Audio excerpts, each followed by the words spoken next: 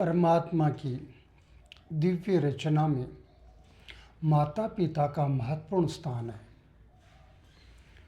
माता पिता और बड़ों के द्वारा परिवार में जिस प्रकार से कर्म किए जाते हैं, आहार विहार दिनचर्या की जाती है, उसका 100% छोटे अबोध बच्चों पर बहुत ही गहन प्रभाव पड़ता है और ये प्रभाव जीवन भर उन बच्चों को छोड़ता नहीं है।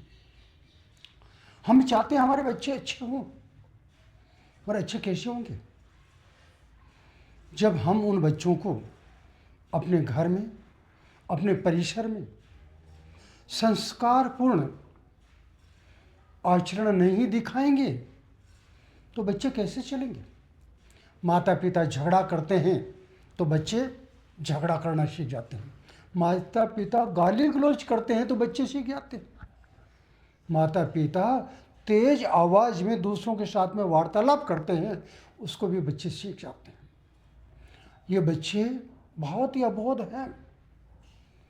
इनके जीवन को तराशना माता पिता का प्रथम कर्तव्य है, परंतु वर्तमान समय में माता पिता बच्चों को संस्कार देना ही नहीं चाहते और चाहते कि हमारे बच्चे अच्छे हो जाए। कैसे होंगे?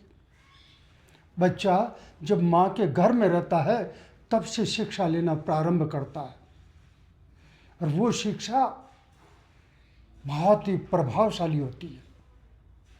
मगर आज माताएं गर्भस्थ शिशु का ध्यान न रखते हुए स्वच्छंद आहार विहार दिनचर्या वार्तालाप आदि करती हैं। जन्म के पश्चात भी ऐसा ही वातावरण उसे मिलता है, तो हम कैसे बच्चों से अपेक्षा कर सकते हैं वो कल बड़े होकर के हमारी सेवा करेंगे, कल वो बड़े होकर के हमारी सनातन धर्म की रक्षा करेंगे, कल वो बड़े होकर के राष्ट्र की रक्षा करेंगे। इसीलिए संभलो, हे आज के युवाओं, हे परिवार के वृद्धजनों, आप ही सब लोग जिम्मेदार हैं बच्चे के संस्कार निर्माण करने की। आप जैसा चाहोगे वैसा बच्चों में संस्कार बनेंगे, और उन्हीं के अनुरूप बच्चे अपने जीवन का कार्य करेंगे। बच्चे बहुत अच्छे हैं, बच्चों में किसी प्रकार का दोष नहीं। दुस्सीलो मातृदोषे न, माता के दोष के कारण से ही, परिवार के दोष के कारण से ही, कुल के दोष के कारण से ही बच्चों में दोष उत्पन्न होते हैं, अन्यथा किसी भी बच्चे में दोष उत्पन्न नहीं हो सकता। हमारे धर्म ग्रंथों में स्पष्ट कहा है कि संसार में जितने जीव है सब परमात्मा के अंश हैं, परमात्मा स्वयं उसमें विराजमान है, तो कितना आनंदित होगा। इसीलिए आप संभल करके अपने बच्चों का भविष्य निर्माण करो, अपना स्वयं का आहार विहार और दिनचर्या पर ध्यान देते हुए बच्चों को संस्कारित करो।